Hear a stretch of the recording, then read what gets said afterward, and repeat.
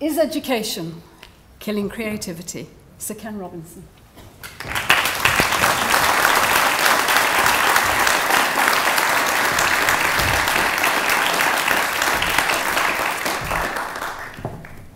Yes.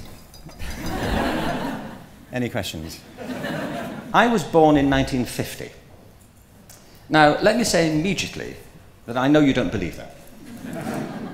I feel the incredulity sweeping towards me. How can this be, you are thinking? He is so boyish. I understand that. But I live in Los Angeles now, in California. So there. And you don't. And I've had work done. You know, very little of this is original. But I've been around long enough, truthfully, to have seen this wheel keep coming round. What happens from time to time is that politicians of all parties, and by the way, I hate to say, I'm not making a party political argument of any sort here, but politicians of all parties normally come to office with a cry of let's get back to basics.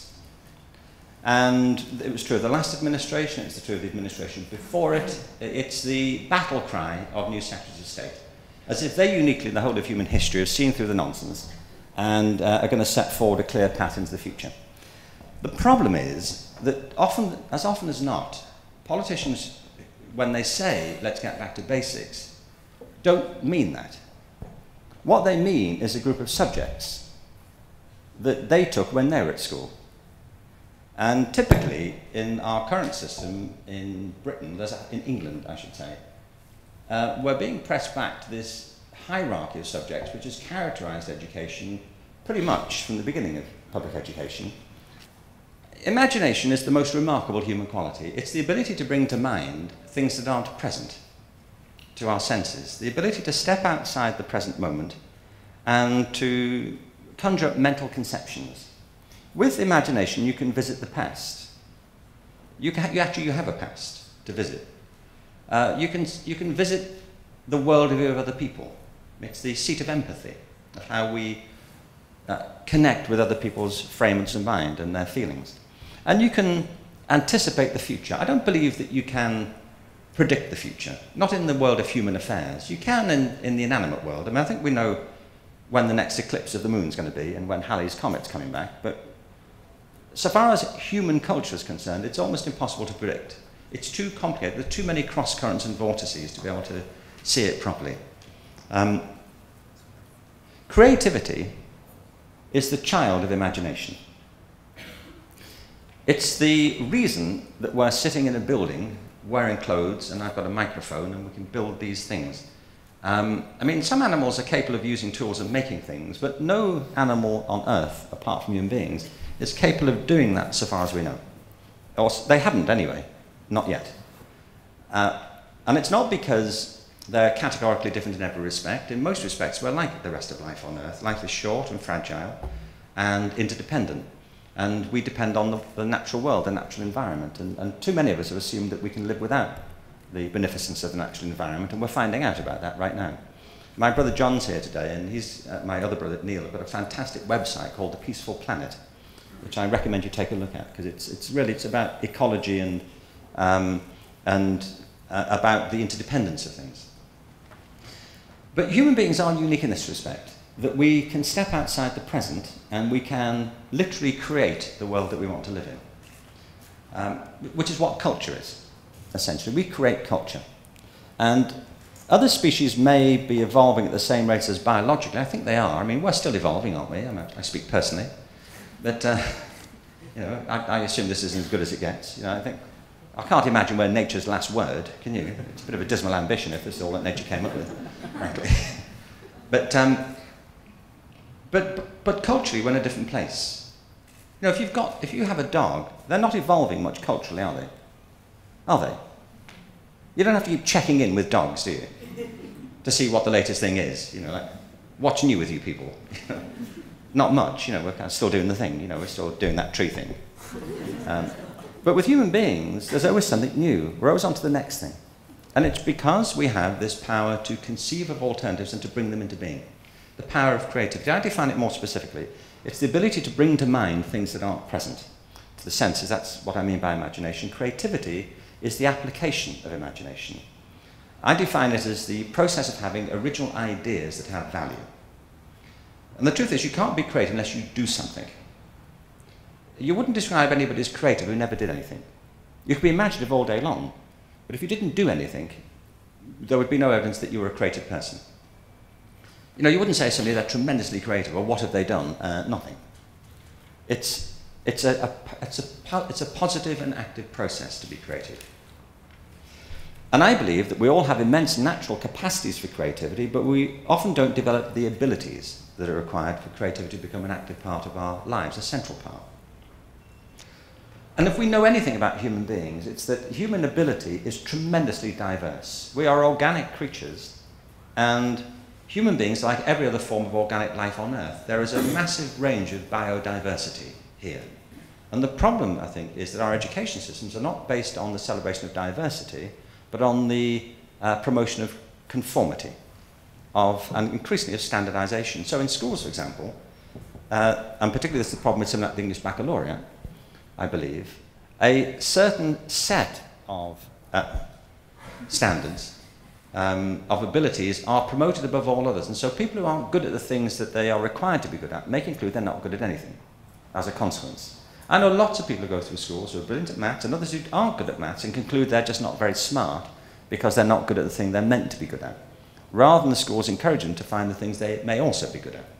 And in the element, I interviewed lots of people, many of whom didn't do well at school. I mean, don't get me wrong, I don't mean to say that to succeed you have to have failed at school. Lots of people go through our current system and love it and do well from it.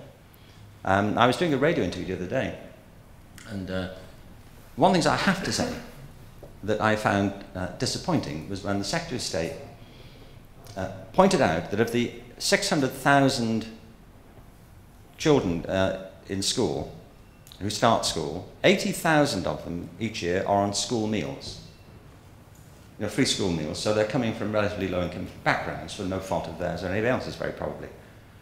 And he said, you know, of those, only 40 kids this year from low-income backgrounds got into Oxbridge. As if this was the ultimate indictment of education, that if you don't go to Oxbridge, that's the end of it. I can't abide this attitude. Firstly, not everybody wants to go to university. Other people have other lives they want to lead, and the country and our communities depend upon people following a multiplicity of possible life choices. Some people want to go straight to work. Some people want to take vocational programs. Universities were always intended for a particular type of activity. And we are still, though, dominated by this idea, if you don't go to college and get a degree, your life is over. Despite the evidence of the fact that many people are now leaving universities and going home because they can't find a job. The reason degrees used to be worth so much is because very few people have them. It used to be something like 1 in 20 people had a degree. Well, now it's virtually 1 in 2. So the currency value has plummeted. But somewhere in the current political programme is the view that the ultimate aim of going to school is to go to university. And it sends a message to people who don't want to go, or who don't want to go now, or for whatever reason find themselves not able to go, that they are also rounds in education. That only 40 people from low-income families of the 80,000 went to Oxbridge. So if you start from the premise that going to university is the name of the game, then of course you say, well, these are the 2 top universities, so we all have to go there. Well, I don't know how far they can extend the grounds of Oxbridge to allow everybody in. Is that the ultimate idea? We get 600,000 people a year going there. Do you see what I mean? It sends this signal that, to kids that if you don't go to these places, then you are the also-rans of education, and it leads to a catastrophic waste of human talent and ability. I came across this great quote recently on the internet about what it is to be British these days. And I was interested because I live in America, though I am British.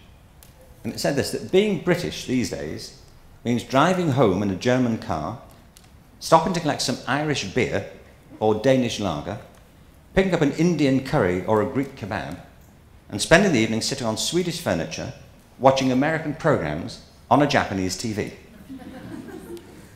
It said, and the most British thing of all, suspicion of anything foreign. Well, we do live in immensely complicated times. with uncertain outcomes. And creativity is one of the causes of these complexities. It's not other species that have caused the challenges that we face. We have. They're just getting on doing what they always did. It's human beings who have created these complexities and challenges. And I think we can't now give up on creativity. We have to invest in it and make it more reliable, systematic routine, and give everybody access to their genuine talents and abilities. It's the only way we can responsibly and sensibly prepare people to engage with the present and prepare them for the future. There are three big misconceptions about creativity. And I encountered some of them this morning in a conversation at the Department for Education. One of them is that only special people are creative. This is not true. Everybody has profound creative abilities, the ability to develop new ideas that have value, original ideas with value. The trick is to develop them. And to say that only a few people are creative would be a bit like saying only a few people are capable of being literate, when we know that everybody is capable of being literate if they're helped and given the skills and the tools of literacy. And creativity is like that, that we can teach people to be more creative. Second misconception is that creativity is about special things. So people think it's all about the arts, for example. Now, I'm an uncompromising advocate for the arts in education. I think it's a terrible mistake not to include them in the national framework in this country. And we should do what we can to make sure they are included. But it's not because the arts uniquely are creative. You can be creative at anything. You can be creative at science, at mathematics, at technology, at building things, at the way you approach history, and of course in music and drama and other arts practices, including dance and literature.